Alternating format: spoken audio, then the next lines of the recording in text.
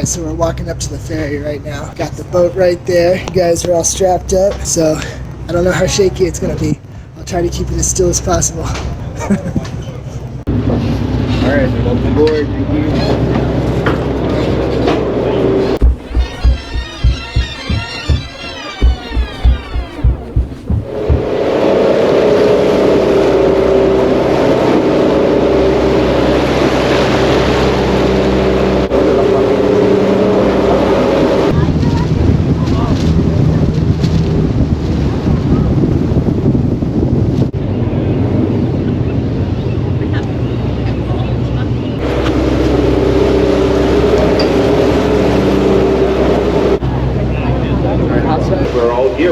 Welcome on behalf of the National Park Service. I want to welcome you here to Alcatraz. My name is John. I work for one of the nonprofit partners of the park, the Golden Gate National Parks Conservancy. 89 years ago today, Al Capone arrived on the Rock. Yeah, the prison opened 10 days earlier, August 12th. August 22nd is the day that Capone arrives, right here at this dock, and then he's marched up that road. And if you look in that window up there, you see two statues of two pelicans. And that's what Alcatraz is meant in its original language. The Spanish sailors applied it towards pelican. Those would be the last pelican we're likely to see. First people on Alcatraz, but their ancestors still live here. They're the indigenous people of the bay, the Ohlone people. This building, if you look back to those pelicans, just imagine a cannon through each of these openings. This building, this brick structure, 10 feet thick, over 160 years old. This is Fort Alcatraz. It's the first permanent military fort on the west coast of the United States. Let's walk up the road and stop inside the front door of that fort.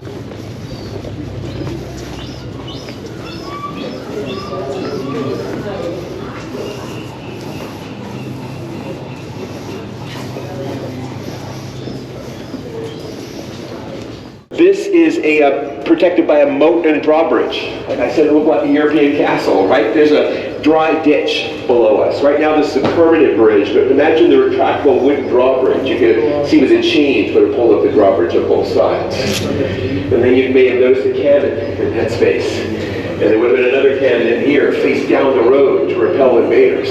The Army is building a fort here in the middle of the bay during the California Gold Rush, because they just claimed this territory as a conquest of war, and they thought they were maybe earlier competing claims. And they're essentially worried about anybody coming into this bay. And whoever controlled the bay controlled the approaches to gold fields. Kerry kept these prisoners locked up essentially only at night. One of the sites of one of the early Army prisons is right where this building says electric shop is today. But if you can stand here with me, you just imagine that that space is twice as big. It's filled in this garden in front of us. It's 2 stories tall. That wooden building with the brick foundation we see, we've held 150 prisoners in the U.S. Army. This building is also the site of an unsolved crime in 1970. I'll talk about this fire, this arson later on. Military prisoners finished building that fort and then kept busy doing other work, even if it meant breaking rocks from sun up to sundown. The Army was locking up their own men, and through hard labor, they were changing their behavior.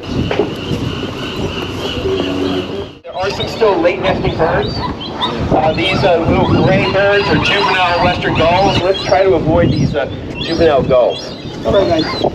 Go that way. Go that way.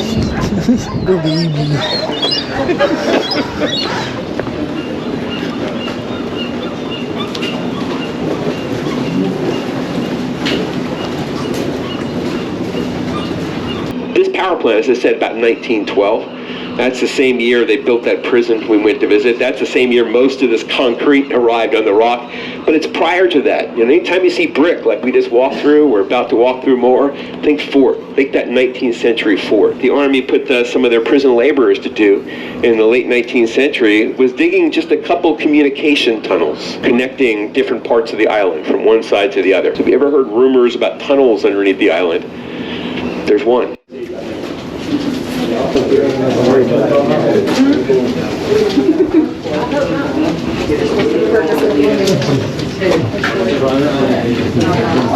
Little bridge. Gotta put my head sideways like that dude's doing.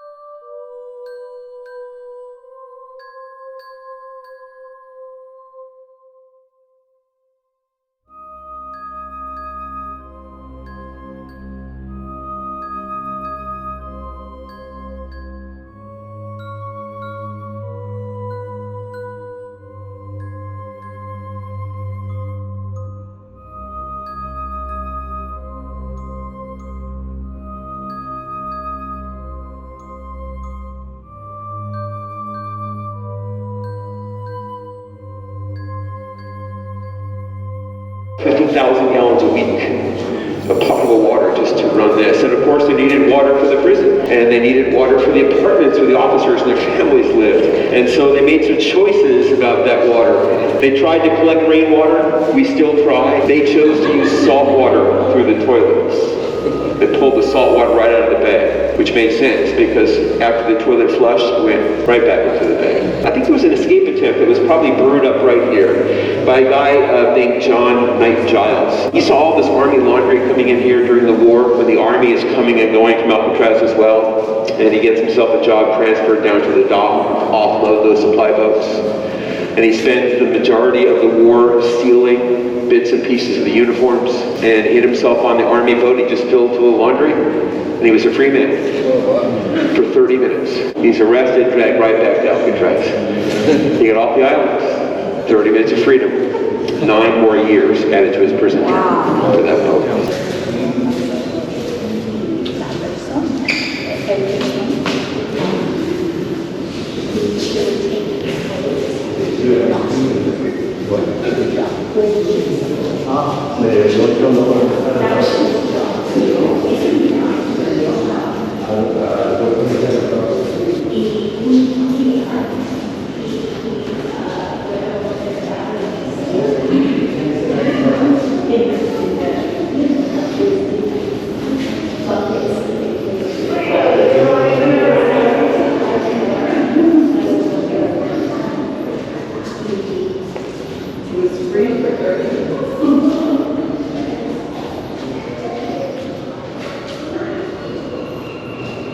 I'm gonna get left. Oh, there we go.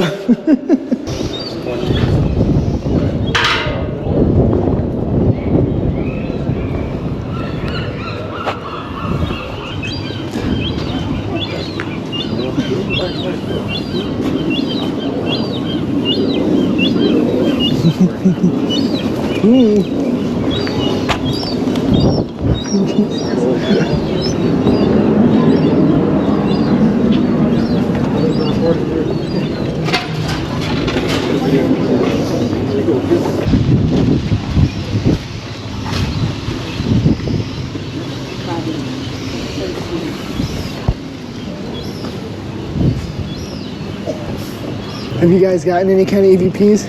I had terrible luck. So if you want to go find any of that stuff, like, don't have me around. Every single time I went ghost hunters, paranormal investigators, nothing. At the very same time, the Federal Bureau of Prisons, there's a host of new federal laws, and the federal prison system is expanding. Most of America's 2 million plus incarcerated people are held in one of 50 separate state prisons. Most America's prisoners are in state prisons, so there's 50 systems. The federal penitentiary system overlays all those. Different set of laws, different courts, and holds about 10% of our nation's incarcerated, federal penitentiary. Well, in 1933, the Federal Bureau of Prisons started looking for a way to solve what they saw as a problem within their agency. There's an overcrowding, there's some violent riots, there's a couple of violent escape attempts. They're getting a lot of publicity about that. They're looking for a way to solve it. And then it meant possibly rehabilitation.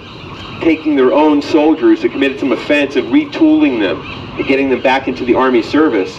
The Army's packing up by 1934. Federal Bureau of Prisons sees an opportunity. They told the public this was going to be a war on crime, a prison that was more secure than maximum security. And what the Bureau of Prisons started doing was making a list of men who were already doing time in maximum security federal prisons, and they're going to collect them and bring them to Alcatraz.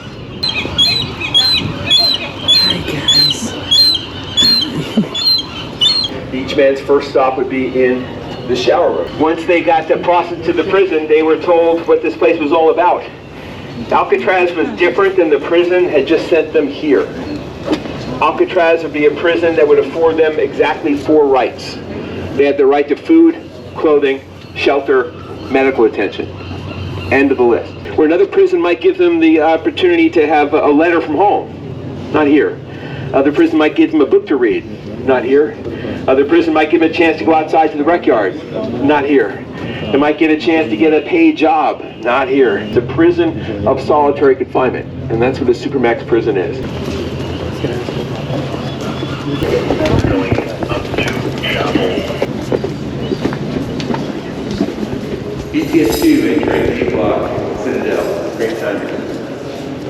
barber shop is where we are. The barber chair used to be right here. While we're waiting, I'll tell you this guy in the lower left, this is my friend George DiVincenzi. George is 92 years old, doing well, still in San Francisco. George's first day on the job, it was a haircut day. Everyone got their haircut every 5 weeks. They had no choice. Everyone's getting that same haircut, essentially. George's first day on the job, he's just supposed to manage the men who are seated on that bench, waiting for their chance here to get their haircut, and then let them back out that locked gate that we now locked open to go back to their cell and get locked down. The barber is also an incarcerated man. And the barber gets in an argument with the guy sitting in his chair. So it was his first day at work, and he's breaking up a fight between two men, one of whom is armed with a pair of scissors. George gets cut. The client in the chair is killed.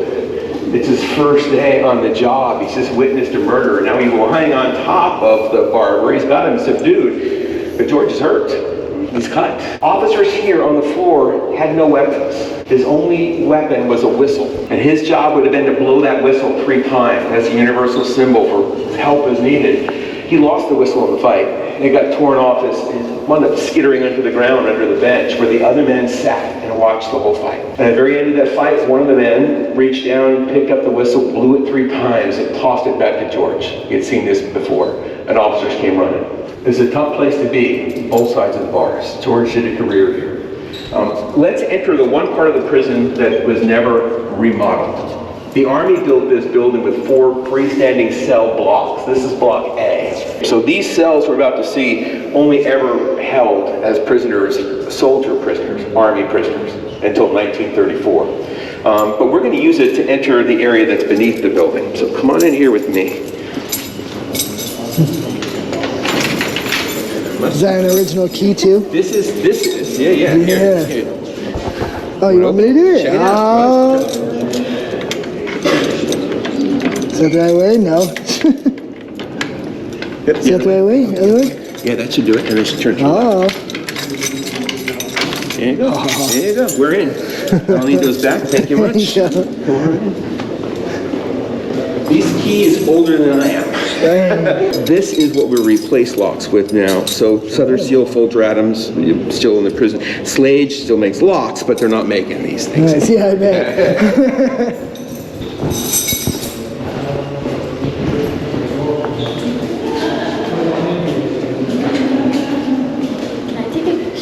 Of course, yes, please. The original doors that were all over the prison required an officer here with a key. The door is hung on a hinge, like your door at home. It swings out if this night lock bar was not dropped. But that upset the Bureau of Prisons enough. But what really got them were the first couple escape attempts, which defeated these doors very easily. You know, you could see these are 2 separate attempts. But what happened was the men got out of their cell, but didn't get out of the building. So that double container worked, but this wasn't secure enough.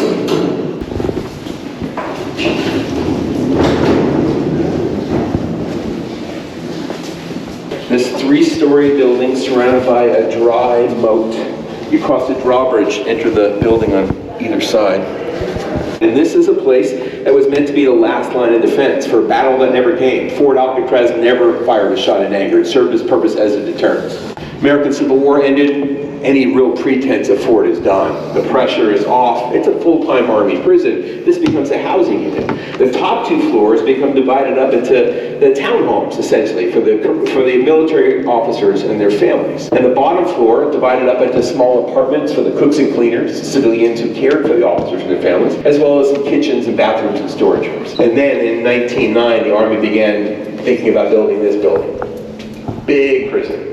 Move them all into this one building. And they needed a lot of space, and they realized the best place to build is where they already built this. So they took the prison laborers, and they had them tear down the top 2 floors of the fort. And they kept the bottom floor in place. Made a ready-made foundation and basement for this building. And they built our prison right on top. The Army built 8 prison cells down below, inside of old storage rooms. And what the Army decided to do was lock their most troublesome men up underground. So that began the experience of being locked up in the dark on Alcatraz. Now, we're not going to be in the dark. I'm keeping the lights on, all right? The lights are on. If the lights go off, that meant the power plant went off and there's something wrong. I've got a flashlight. I know Ranger Jeff does as well. It smells like old It dirt. smells bad in there, too. My mask back on. The smell in there. It's musty. It doesn't get a lot of fresh air. It's moist. Come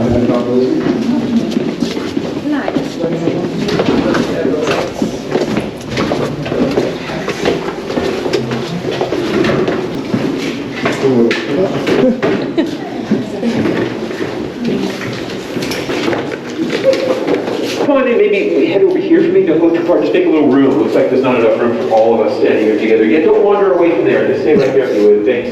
Want to have one last talk before we start our walk around. So where we are standing right now, we're going to be for the next first half of this little tour underground is in the moat.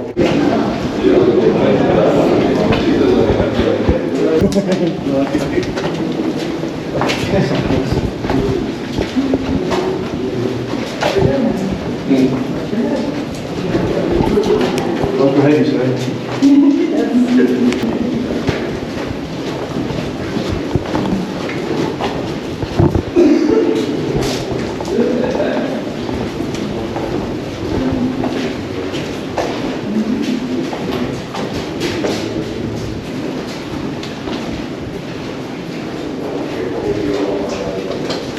We've crossed the whole width of the prison underneath it. It's a small prison. We've crossed from A block to underneath D block. We passed by 4 of them on the other side. There's 4 more here, and they just put 1 man inside each of these barred gate openings. These walls no longer stand because of a decision made by the Bureau of Prisons. I'm inside one of these cells right now. These walls, you see the broken brick. Just picture the brick walls and the barred gates and windows, because originally, of course, there was air and light coming in. This is dating from the fort era. The bit of graffiti that I think was most important in changing this story is what's on this wall. If you want to, you can come in here. Just be aware this is a little loose, so it sounds scary, but you're fine. I want you to see what's written on this wall. It's easier if we can light it up from the side. Let me light it up this way. And I want you to see where it says Leo. And then it says 74. And then it says September 8th, 1934. It says days, and there are 17 marks. So one of the first files the Rangers asked the archives for was inmate number 74. Who would they find? Leo McIntosh. Leo arrives here 89 years ago today. He's on the train with Al Capone crossing from Atlanta. So he arrives here August 22nd, and in his file, the next mention is that date, September 8th, 1934, when Leo gets in trouble, and he's assigned to 17 days in lower solitary confinement. What does Leo do to get in trouble? He breaks the rule of silence. Men who were incarcerated here for those first 4 years could only speak to each other at the dining room table or in the rec yard. They had the privilege of going to the rec yard, or their work area. They had the privilege of work. If you were celled next to somebody and had a conversation and the officers heard it, you could do time down below. It's exactly what happened to Leo. He liked to talk. And he said, the Army used this effectively. He said they had a guy causing trouble, they bring him down into the dark. They'd lock him up, and they'd keep him there for up to 2 weeks. They bring him food twice a day. He got liquid food. Liquid, something through a blender, all blended up. Piece of bread, something to drink with some calories and minerals in it. Some water. The last meal of the day, supper, 4 o'clock in the afternoon. When he finished the meal, the officer would toss 2 blankets into the room. That was his bedding. They had a bucket in the corner for a toilet. When we began our walk down that moat, and you saw a toilet in the middle of the moat. That was empty, these buckets. Any questions? What's this? Please. Yeah, so it's covering a hole underground. Okay. They did some kind of a destructive work on purpose, kind of looking down into the foundation. That's what these bricks around the corner are just, we saw maybe around the corner, or just we saw maybe around here, just a pad of sand. They literally leveled off the sandstone, some clay, soil, some sand, and started laying bricks. I mean, that's it. So that was just, yeah, they were the lower level of the island. This is it.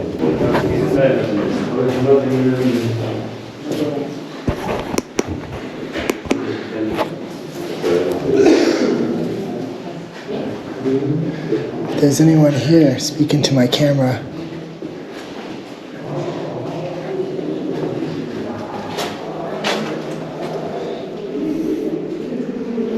Speak into my camera and make a noise.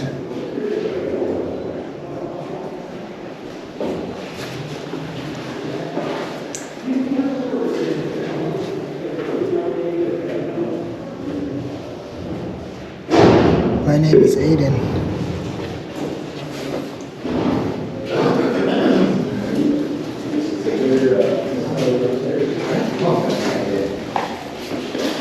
My name is Aiden. What is yours?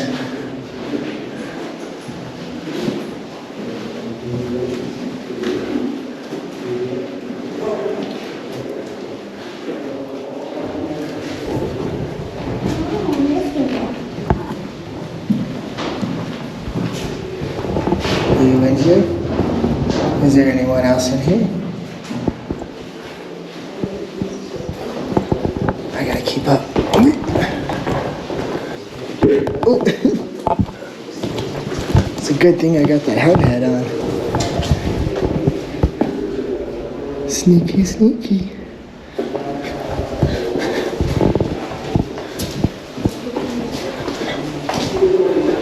Yeah, it's an understatement.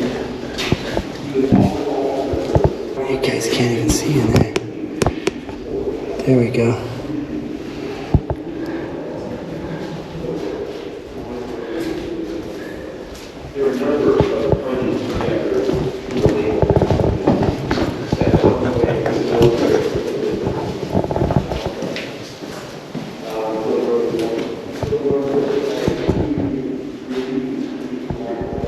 Speak into the microphone.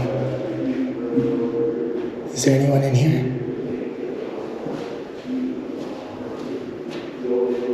Make a noise.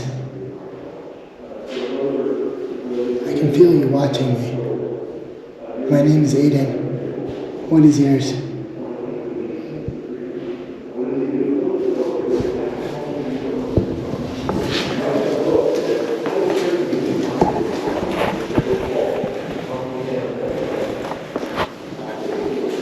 I'm just gonna go on my own explore.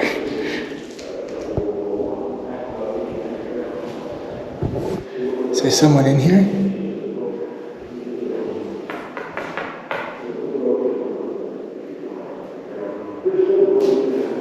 Can't get too far behind. I'm gonna get lost in Alcatraz.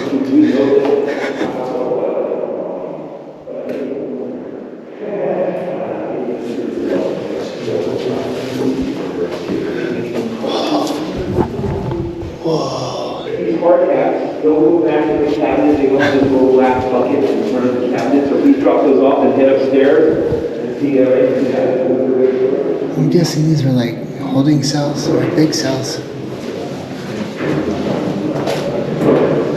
Did he say what those cells were? I kind of got caught up like you were saying. So you went down the end, there's a hole in the ground, right? Yeah. It's like a whole other story. Yeah. It's deep. Yeah, it's real deep.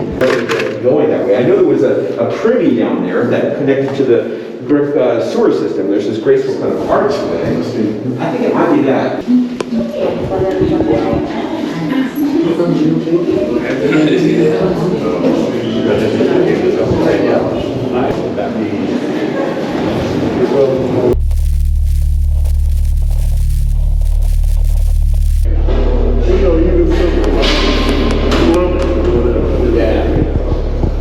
Thank you.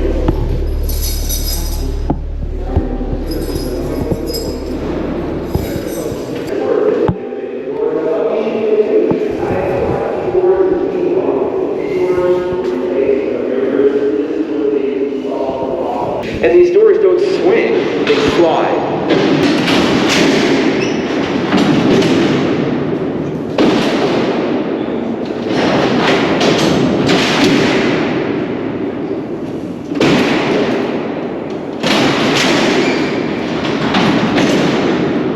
Each door weighs 250 pounds.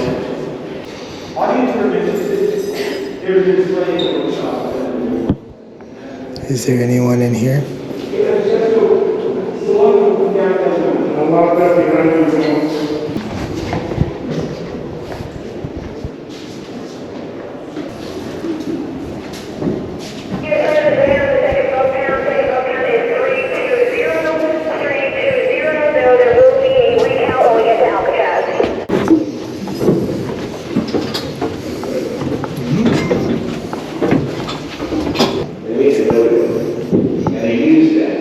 as a way to encourage good behavior. So when a man started to behave, and started to earn privileges, like now we can get a book to read, now we can get a letter from home, now we can write a letter from home, and these privileges would start adding up.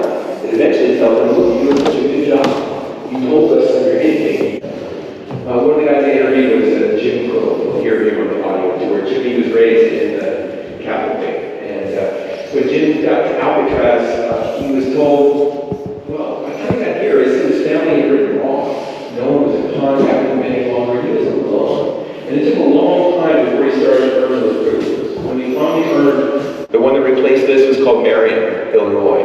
The one that holds that mantle today in the federal system is called ADX. It's in the southeast corner of Colorado, near Florence. So like we got what's In the that 1950s, they started to encourage young Native Americans to leave the families reservation. here this big So there's no jobs on the reservation. They provide transport, bus tickets, and job contacts. I wish I could get in here by myself. Go to Los Angeles, go to Seattle, do a go to paranormal San Francisco. investigation. That's how a lot of young Native Americans Maybe I can talk to somebody about that. And when this island was offered for sale, the Indian whole tribe said, we can't sell it Keep because it talking, belongs to us. spirits. So acting on behalf of the Ohlone people whose Keep land this is, they've never talking. seen I'm it. recording you. Use the handrails, please. At the top, turn left. Stay in that upper floor. You go as far down as you want, but don't go down the ladder on the other end. Don't go down this other stairway to in front of us. Stay at the top floor of the gun gallery party. Negotiate your space. Go get your views and looks. Imagine what it'd be like to be an armed guard there. You just should throw the short straw, and the boss gave you the midnight to 8 o'clock in the morning shift. And they issue a 30 caliber rifle and a 45 caliber sidearm, and they say, did you remember bring food and coffee? Because you're not getting a break. It's 800 interrupted hours up there. It's a toilet and a sink for the officer, but he's got to be on his toes and pay attention. So imagine if you wish, I'm going to hang out here, but go take a look and then come right back down the same place. Well, they took it out, and then they brought it down. Yeah. I think the Coast Guard took it out, and then they brought it back in. But it's the original. It is the original, from what I told. Wow. That's the original pool table that was here. It's in such good condition. It's in good condition.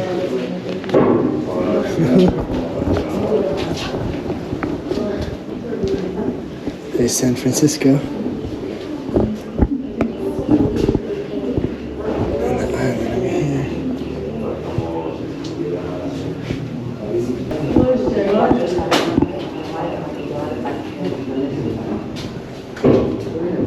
And the island over here.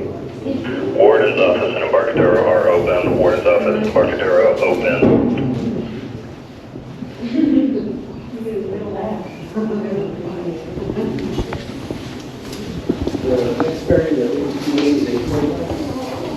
So the 6:30 becomes like that. Yeah.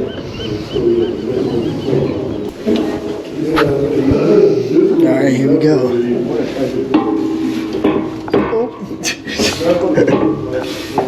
A bit tall.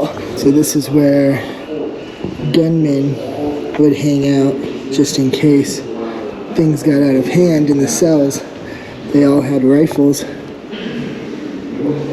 that were continuously pointing at the inmates just in case things got out of hand.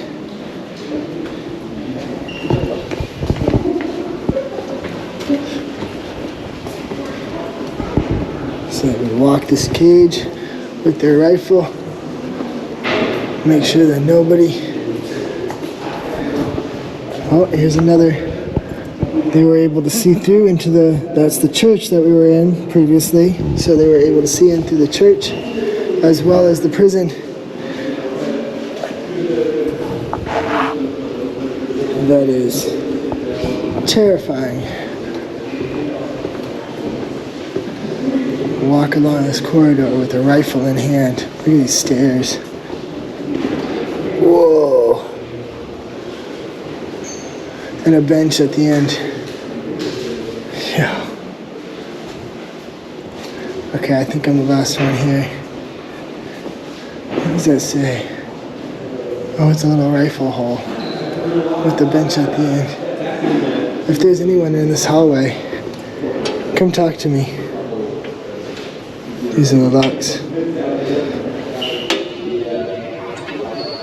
I think it's welded shut. Come talk to me. This is a rifle hole right here. So they would sit here with their rifle, and that's what the rifle would be pointed at down this corridor. You could pretty much get anybody.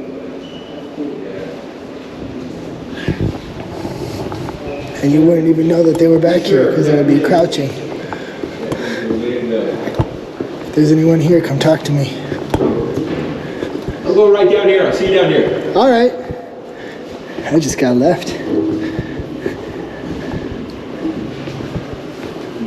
My name is Aiden. What is yours?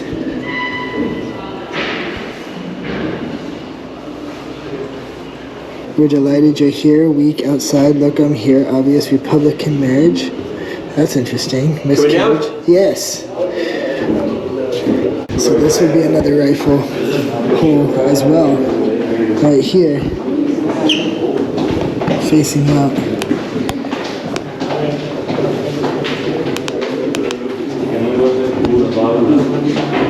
There's one of the rifles that was used. You guys see it, or is there a glare? You guys can see it. That was one of the rifles that was used in that hole to keep everybody in line.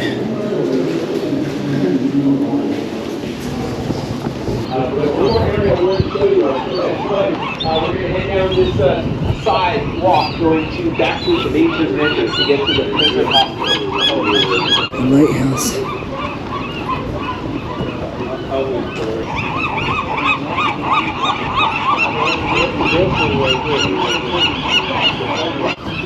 Wow, look at that. Look at all of that.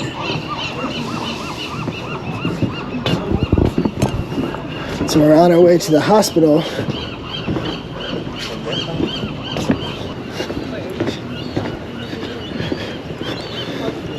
Use something else. I'm feeling tired. I can't use anything else. It's too loud. I can do the SLS camera. We're being followed? Good. Who's following me?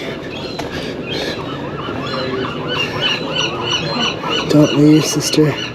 Please leave. In the shadows. 7:30. Audio tour again is offered in Spanish, French, German, Italian, Japanese. And you'll see the rest of the prison. The only thing we haven't seen is the hospital. That's the top floor of this wing. Audio tour is going to be our next experience. You'll make your way through the main prison entrance, enter the hall, turn left, pick up the player. Have a great time tonight. Thanks for being here. Thanks for taking part in the behind-the-scenes tour. Like he said, our next destination is the audio tour and the hospital. I break out the necrophonic and I explore a lot more independently in part 2, so you're not going to want to miss it. Don't forget to smash that like button, hit the subscription button if you're new to the channel as well, and I'll see you in the next Escapades. As for now,